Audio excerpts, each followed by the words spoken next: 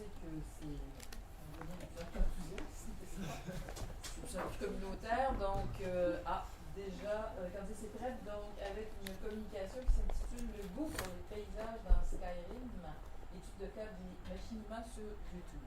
Exactement. Alors, je vous propose d'observer une manière avec laquelle les joueurs expriment leur goût pour les paysages dans les jeux vidéo. Donc pour cela, on va revenir sur les recherches du sociologue Antoine Aignan. Antoine Aignan, il est actuellement professeur au CSI des Mines de Paris. C'est le Centre de sociologie de l'innovation. Et en 2005, il a soumis un article intitulé « Pour une pragmatique du goût » qui traite des problèmes posés à la sociologie de la culture par la question du goût. Pour ce sociologue, je cite, « Le goût est une problématique d'attachement au monde et il est possible de l'analyser selon une conception pragmatique, comme une activité réflexive, corporée, cadrée, collective et équipée. » Donc d'abord, pour commencer cette étude, il va falloir qu'on commence par prendre au sérieux, on a déjà un petit peu commencé, qu'on prenne au sérieux les pratiques des amateurs sur le net. Aignan nous explique de manière très pragmatique pourquoi il est si important de s'arrêter sur ce qu'est le goût des amateurs.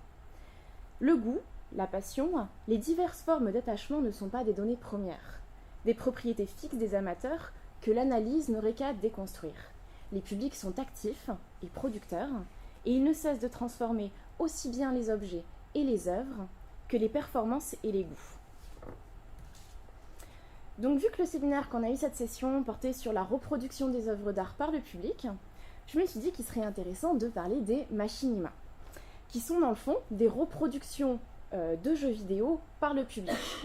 Le terme vient de la contraction du mot machine et cinéma, machinima, et fait référence au fait que les joueurs peuvent réaliser un film lorsqu'ils jouent à un jeu vidéo. En gros, de faire une vidéo du jeu vidéo. Henry Lewood, co-directeur de l'anthologie d'essais de Machinima Reader, publiée en 2011, a été parmi les premiers chercheurs à défendre l'idée que les machinima sont des sources documentaires, car ils peuvent servir à informer sur les joueurs et ensuite sur la communauté qui en résulte. Et en parlant de la communauté, justement, pour ce travail, il faut définir où la communauté partage son goût pour les paysages. Donc en centrant notre étude sur YouTube, une plateforme populaire pour le partage de vidéos, on va voir qu'il est courant de rencontrer des machinima portant sur Skyrim et ses scènes paysagères. Pour délimiter mon champ d'observation, j'ai décidé d'étudier un seul jeu, un seul cas d'étude, qui sera Skyrim, produit par Bethesda Game Studio, qui est une très bonne maison d'édition pour publier des jeux vidéo. Il s'agit d'un jeu de rôle et d'action sorti en 2011, et c'est le 5e volet de la série des Elder Scrolls. Skyrim a été évidemment un très très grand succès commercial et critique, vraiment acclamé par la critique, et il a été surtout salué pour son travail exceptionnel sur l'environnement. Et surtout, après coup, forcément, il a attiré un public très très fidèle parmi les joueurs. Enfin, pour commencer cette étude, il faut définir ce qu'on entend par paysage dans un jeu vidéo. Pour cela, on va recourir à la notion d'habiter un paysage. Cette notion d'habiter se retrouve notamment dans les propos tenus par le géographe Jean-Marc Besse, qui ajoute en plus une dimension phénoménologique, une philosophie qui est d'ailleurs très en vogue en ce moment dans les études de jeux vidéo. Il me semble que mobiliser cette expression, la phénoménologie, permet aujourd'hui de consolider une trajectoire de la thématique paysagère, qui prend acte à la fois dans le fait que le paysage peut être partout, à n'importe quel moment, et aussi dans le fait que le paysage a une dimension très englobante du territoire. Ainsi, habiter renvoie aux pratiques, au domaine du sensible, mais aussi, et c'est là que c'est intéressant, à la dimension cognitive, car habiter un lieu implique aussi qu'on y projette des connaissances. Dans cette voie, la philosophe française Anne Cocquin propose l'expression de forme symbolique pour désigner cette éducation des regards des sociétés occidentales, héritiers des représentations paysagères forgées depuis la Renaissance. Je la cite. « Quand nous nous écrions « Quel beau paysage !» nous ne faisons jamais qu'accorder satisfaction aux conditions de félicité d'une proposition bien formée. Ce que j'appelle forme symbolique, c'est bien cette enveloppe de sens qui nous met en condition de percevoir quelque chose comme un paysage, sans que nous puissions y contredire par un travail critique, puisque nous ne sommes pas conscients de suivre une règle. C'est là que c'est intéressant, parce que les joueurs ne sont pas conscients parfois de suivre une règle. Ok, donc, étudions ces vidéos de jeux vidéo publiées sur le net dans lesquelles les joueurs partagent leur goût pour les paysages dans Skyrim. Pour les classifier, j'ai décidé de suivre le cadre d'Henry Lewood. Je vous en parlais un petit peu plus tôt, c'est lui qui a dit que les machinima étaient des appuis documentaires, qui a catégorisé 3 grands genres de machinima. D'abord la capture parfaite, il a appelé ça la demo recording and replay. Ensuite la prise d'image sous forme de documentation. Et enfin l'asset composing, qui permet de rendre compte des modes ajoutés au jeu. Je vais y revenir. Il nous dit que ça donne 3 façons de pratique pour conserver et archiver l'histoire du monde virtuel. Donc, partons de la première catégorisation, la capture parfaite, désignant les démos de jeu. Une démo de jeu vidéo peut être entendue au sens d'une démonstration technologique. Henry Lewood nous dit que l'idée, c'est de performer technologiquement dans l'espace. Donc mon premier exemple va être une machinima, produite par le biais de lunettes à réalité virtuelle. Vous en avez sûrement déjà entendu parler, ça devient de plus en plus populaire. Cette machinima date déjà un petit peu, elle date de 2013, et vous verrez que c'est un joueur typique, comme on en trouve sur YouTube, et que la machinima produite est un petit peu banale, si je peux me permettre, non professionnelle. Évidemment, ce sont des extraits. The world of Skyrim itself, all the environments, everything like that, the setting, the scenery, the forest. I'm a sucker for snow and forests, so anything with those in it are automatically a kind of win for me. I love walking around in modded Skyrim, just looking at the environments, just looking at the trees, the weather effects, the lighting, everything, and it's really, really nice. Okay, now this is impressive. This kind of looks cool now. Everything is in really nice scale. That really looks high. There we go. Got it. Oh my god! No, thank you! Oh, Jesus! I am terrified of heights in real life. Oh, I almost lifted my legs in real life. You can feel your legs kind of floating. Even if you're on a roller coaster or one of those rides that goes way up and then just drops you instantly. Looking at all that stuff over there in the distance, that's really cool. Wow. I'm not saying a lot in this commentary, am I? I'm just like talking in general. On peut donc conclure ce premier exemple en disant que le modèle des machinima des captures parfaites attire un certain mode d'amateur. C'est celui de l'acteur équipé qui profite du collectif sur YouTube pour travailler son regard sur l'environnement en revenant à Skyrim, il le précise, et partager ses impressions paysagères. Skyrim est présenté ici comme un jeu de référence pour travailler son œil dans un environnement virtuel. Henry Lewood préconise dans un second temps de s'attacher aux informations contextuelles. C'est pour cela que notre second exemple choisi est davantage tourné vers l'objectif de réalisation. Ici, il s'agit de rendre compte des 10 plus belles vues observées au sein de l'environnement de Skyrim. Je vais juste vous en montrer une.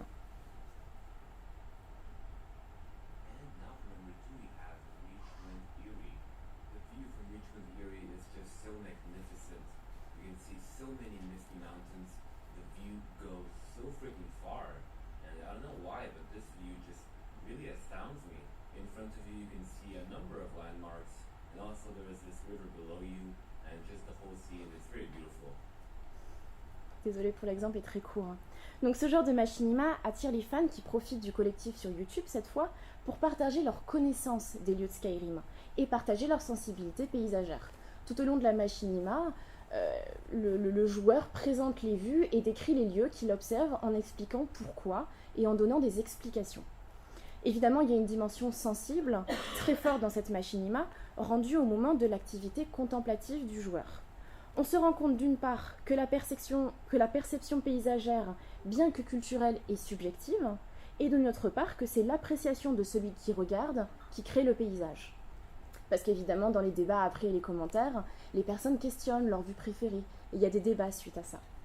Je vais conclure ce second exemple en disant que c'est à l'historien à écouter, collecter des mots et des témoignages de cette relation vécue observer les pratiques et les modes d'action qui s'y réfèrent pour déceler si un accord se construit.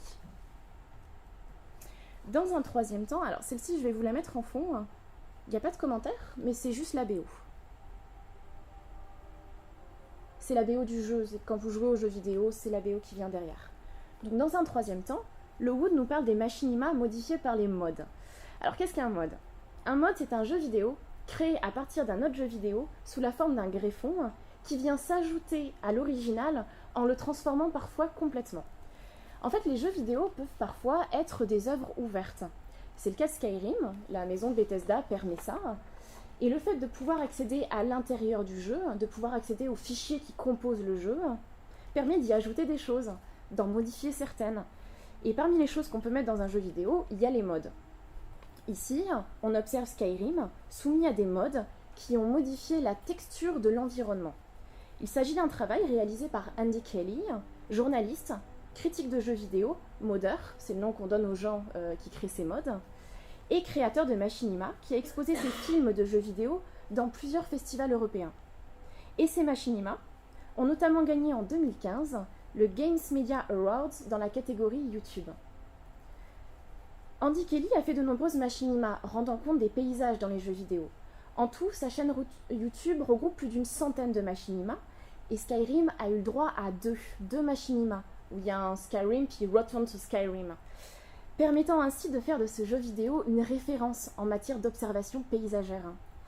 Donc ce genre de machinima attire les joueurs désireux de comparer une esthétique proposée par rapport à l'esthétique originale du jeu et souhaitant s'adonner à une activité purement contemplative. Puisque les machinima d'Andy Kelly reprennent toujours les bandes originales des jeux, les bandes son originales des jeux. Utiliser les machinima pour produire de la documentation sur un jeu vidéo dépend naturellement de la manière dont cette machinima est faite. J'ai montré 3 manières d'exprimer son goût pour les paysages dans Skyrim à travers les machinima postés sur YouTube. Ça nous a donné 3 approches pour documenter cette perception paysagère.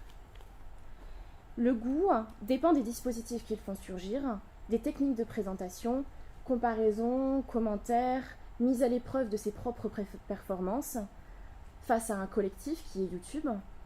Le paysage a besoin d'une rhétorique, mais le goût est aussi dans la phénoménologie du virtuel. Le goût suppose aussi un engagement avec le corps. C'est donc le produit d'une activité. Enfin, on pourrait conclure en reprenant les mots de Fanny Barnabé, qui est une jeune chercheuse belge, qui donne des conférences actuellement sur les machinima, et qui dit « Cette étude n'a pas pour ambition d'être une enquête représentative, qui viendrait définir ce que sont les machinima, mais plutôt d'explorer le phénomène protéiforme du détournement pour essayer de faire émerger des récurrences, des clés de lecture ou des œuvres. »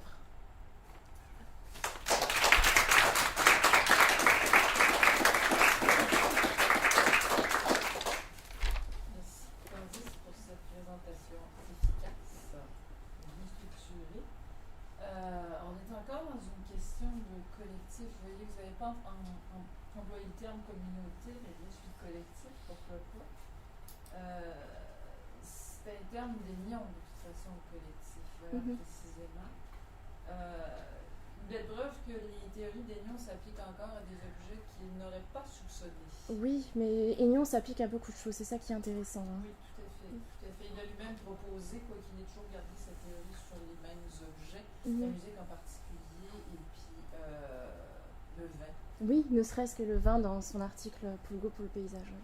Et en fait, moi j'ai fait la hypothèse à un certain moment et je vous ai un peu entraîné là-dedans collectivement que ça pouvait s'appliquer précisément à ce qui se passe dans le web actuellement. Vous avez une logique un peu différente de celle, par exemple, les classical art news ou n'importe quoi de ces choses un peu plus low-key, si vous voulez. On se rapproche du grand amateur là, dont parle Aignon. Parce qu'Aignon est vraiment dans une logique de grand amateur et non pas de petit remixeur des dimanches, disons. Et j'ai une question au bout de ça. Est-ce que vous croyez que le modeur va devenir un artiste éventuellement? Concrètement, le modeur peut être considéré, je pense, comme un artiste parce que c'est peut-être mal de réduire ça à ça, mais c'est possible de vendre les textures qu'on peut créer dans Skyrim. Donc à partir de là, il y en a beaucoup. Je pense que la troisième catégorie qui permet de mettre en avant les modes qu'il est possible d'ajouter pour modifier la texture dans un jeu vidéo, c'est ce qu'il y a de plus nombreux sur YouTube. Pourquoi ? Parce que YouTube marche aussi comme une plateforme commerciale où on expose son travail de manière à le montrer au grand public pour ensuite mettre par exemple dans les commentaires un lien qui va référencer au lien pour downloader la texture qu'on va ensuite ajouter dans le jeu. YouTube, c'est ça le problème, c'est que c'est très commercial, ça devient de plus en plus commercial et beaucoup de personnes questionnent maintenant la pertinence de ce genre de site communautaire parce que ça devient de plus en plus ce genre de plateforme où on essaie de se mettre en avant et diffuser son travail le plus possible.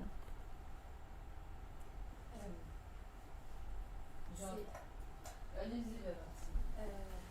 c'est peut-être une question très technique, mais comment le modeur crée une texture?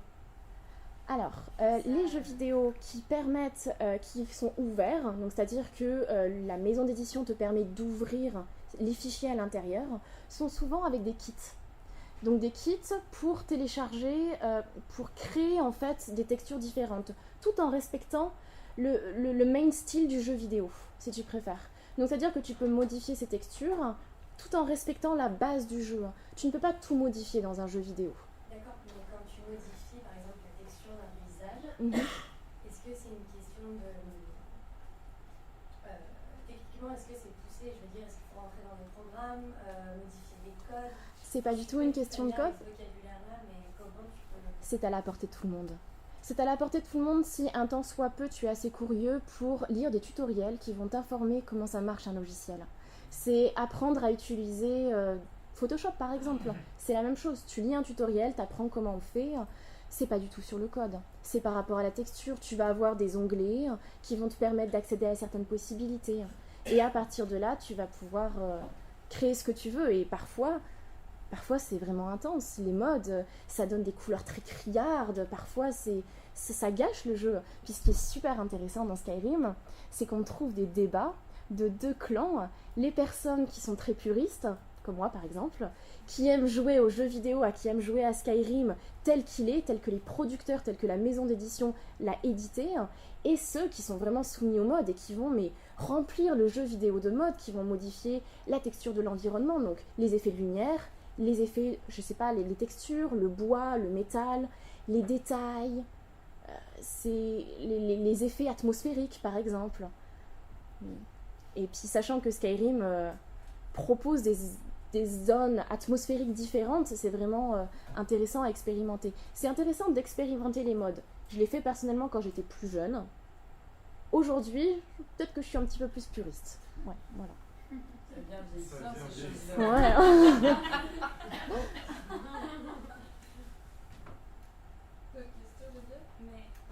Mais donc, à part pour les gens qui vont vraiment le faire, qui ont des longs métrages, des courts métrages avec les paysages de Skyrim, au niveau du jeu en tant que tel, quand tu joues, à quoi ça sert d'utiliser des modes? C'est vraiment juste esthétique, c'est vraiment, ça change pas du tout la façon de jouer, c'est juste l'enrobage. Alors, il y a plusieurs genres de modes. Moi, je me suis centrée sur les modes qui permettent de modifier la texture de l'environnement ou modifier les effets atmosphériques. Après, il y a d'autres modes. Vous pouvez ajouter un lapin qui vous suit partout avec un petit casque dans lequel il va pouvoir vous aider lors de vos combats ou de vous aider à porter plus de choses. Les modes, c'est tout et n'importe quoi. Ça peut aller très très loin. Ça peut aller jusqu'à... Le mode le plus populaire qu'on trouve, c'est pour ajouter de la prostitution au sein du Skyrim, pour que ton avatar puisse avoir des rapports sexuels où il va rémunérer des femmes. C'est la communauté des jeux vidéo. On a toujours des petites surprises au détour. Hein. Il y a pas de... En fait, c'est un peu les mondes qui se sont ouverts à nous tout à l'heure. J'ai failli poser la question à Isabelle et je ne l'ai pas fait, ou en fait plus largement parce qu'on a un peu dérapé sur les apparences, ce qui est censuré et ainsi de suite. Il n'y a pas d'hommes qui... on ne peut pas fabriquer des hommes qui vont se prostituer dans ce Probablement. Je vous avoue que je ne l'ai jamais expérimenté. Je l'ai expérimenté dans les Sims par contre. C'est parce que les Sims aussi est une œuvre ouverte dans laquelle il est possible d'ajouter des modes. J'ai joué aux Sims quand j'étais jeune adolescente et adolescente. Depuis, je joue peut-être un petit peu moins. Les Sims, c'est une œuvre qui est exposée à des dérives. Il y en a de toutes sortes, parce qu'évidemment, c'est une simulation du monde actuel. Donc, c'est ouvert à des dérives qui vont de A jusqu'à Z, si je peux me permettre de dire ainsi. De plus en plus déprimé. D'autres questions?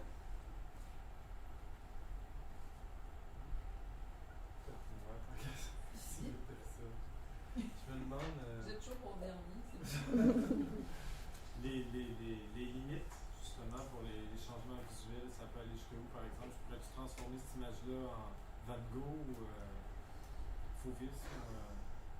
Alors, tu ne peux pas changer les choses formellement. Par exemple, tu ne peux pas décider de faire de Skyrim... si, en fait, tu peux décider de faire de Skyrim un paysage désertique. Parce que c'est un paysage très montagneux, hein, ça ressemble un petit peu au Canada en soi. Tu peux rendre les couleurs extrêmement criardes, si on veut aller... On peut changer la texture des traits, l'épaisseur des textures. Donc oui, probablement c'est possible. Ça serait intéressant d'ailleurs d'aller voir si il y aurait des textures artistiques, des textures esthétiques qu'on a déjà trouvées dans les œuvres d'art qui ont déjà été développées par des artistes d'antan, qu'on pourrait réessayer à appliquer. Mais... En théorie, ça serait possible. Mais dans tous les cas, ces œuvres ouvertes dans lesquelles il est possible de modifier la texture permettent d'augmenter l'aura du jeu vidéo parce qu'ils permettent aux amateurs d'expérimenter à l'intérieur du jeu vidéo, mais vraiment non pas dans le monde virtuel, mais à l'intérieur des fichiers composant le jeu vidéo. Vous me posez un beau défi, Philippe. Je vais juste souligner qu'il y a un de mes étudiants qui est arrivé avec une image tirée d'un jeu de Mario Bros, je ne sais plus trop, dans lequel il y avait une image qui ressemblait beaucoup à celle de la nuit étoilée de Mario. Donc il y a déjà dans les jeux, dans certains jeux vidéo, des trucs qui vont chercher une certaine esthétique, des apparences, des parenthèses des œuvres d'art. Ou simplement de représenter les œuvres d'art telles qu'elles existent déjà. Jouez à Assassin's Creed, vous allez vous éclater. Assassin's Creed Brotherhood, ça se passe pendant la Renaissance italienne, au XVe siècle. C'est génial, on peut se balader. On trouve... Je voulais monter en haut et voir toute la construction de la coupole. J'ai passé des minutes entières à juste me promener, c'est ça. Moi, je disais, tu peux monter là, s'il te plaît. C'est vrai, t'as une reconstitution quasi, enfin pas parfaite, mais qui se rapproche. Assassin's Creed Unity, c'est durant la Révolution française. Fais-le, tu vas te balader dans Versailles, c'est génial. C'est des reconstitutions, si je peux juste dire, dans Assassin's Creed Unity, la designeuse qui a travaillé sur Notre-Dame de Paris a travaillé 9 mois à faire une reconstitution architecturale complète de Notre-Dame de Paris durant la Révolution française. Ce qui est génial dans Assassin's Creed, c'est que c'est le free running. Vous pouvez escalader absolument partout. Donc si vous voulez aller au top, donc sur le sommet de Notre-Dame de Paris et vous balader sur les toits, allez-y, c'est un jeu vidéo. Bienvenue dans le virtuel. Dernière question, Francine. Moi, je ne m'y connais pas du tout en jeu vidéo, mais j'avais une petite question concernant les animaquina, c'est ça? Les machinima. Machinima. C'était pour savoir si on les faisait qu'avec les jeux ouverts ou si on pouvait faire ça aussi avec des jeux fermés. N'importe quel jeu. En fait, tout ce que c'est t'installes un logiciel qui est assez populaire qui s'appelle Fraps et qui te permet de prendre des photos, des captures d'écran, des vidéos. Il y a plein d'autres logiciels qui existent. Fraps, c'est quand même le plus connu. Et puis, ça te permet simplement d'avoir une vidéo. Ça va se downloader directement. Ce qui est bien avec Fraps, c'est que c'est un logiciel qui respecte le nombre de pixels dans l'image. Donc, les fichiers téléchargés sur l'ordinateur vont être globalement très très lourds, mais qui permettent de rendre une très bonne qualité de l'image. Par contre, il y a d'autres logiciels qui font des compressions d'image. Par exemple, c'est ce qu'on fait, c'est ce que font les joueurs qui se recordent et qui le mettent sur Twitch, qui est comme une plateforme, mais cette fois-ci pour se jouer aux jeux vidéo, mais en direct, et le partager en direct. Là, par contre, les logiciels vont compresser l'image de manière à pouvoir le partager plus facilement sur le net. Vite, Valentine. Est-ce que tu penses que l'aura des paysages dans les jeux vidéo peut égaler l'aura d'une réalité paysagère de notre réalité? Quelle jolie question. Quelle autre réalité hein? La réalité. Les vraies affaires. Par exemple, quand tu vas dans les Laurentides, et vraiment, Dans les Rocheuses, mettons. dans les Rocheuses, voilà. Dans les deux cas, tu habites un paysage. Dans les deux cas, il y a quelque chose qui vient avec le corps, qui fait que tu habites l'espace dans lequel tu te promènes. Tout ce que je peux te dire, c'est que le monde virtuel est en devenir. C'est juste le début. Skyrim, ce que je vous ai présenté, c'est un jeu qui date de 2011. Aujourd'hui, on fait des choses tellement mieux que Skyrim, mais Skyrim, c'est la base, c'est la référence quand on veut parler de paysage. Est-ce que juste quand tu joues à Skyrim, t'as les lunettes? Non, j'ai juste un grand écran. Merci, Pam. De rien.